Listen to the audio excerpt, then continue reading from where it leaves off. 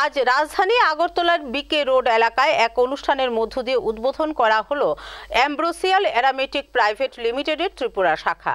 এই অনুষ্ঠানে উপস্থিত থেকে ত্রিপুরা শাখার উদ্বোধন করেন প্রাক্তন উপমুখ্যমন্ত্রী জিষ্ণু দেববর্মন।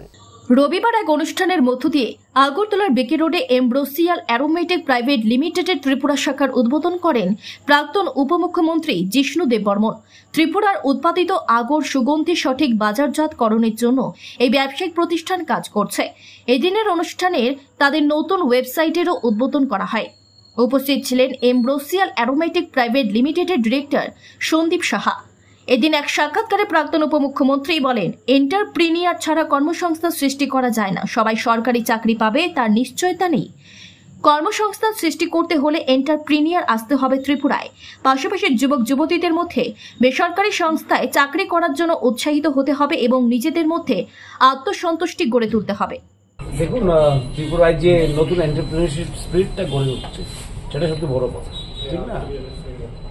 যদি আমরা কি বলে এমপ্লয়মেন্ট জেনারেট করতে চাই, এন্টারপ্রেনার লাগে।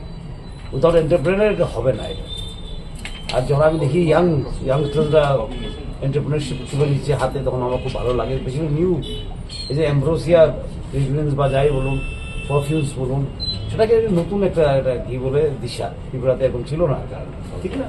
আগে আমরা দেখতাম, আমরা ছোট যখন ছিলাম বানারস থেকে আসতো আত্মর দেশ থেকে, আত্মর বলা বলতো, আমরা নিয়ে আসতো বানারস থেকে। এখন এখানে হচ্ছে এটা। আর এই সরকার কিন্তু আগরের উপরে খুব জোর দিয়েছে। আমরা আসার পরে আমি মন্ত্রী ছিলাম, তো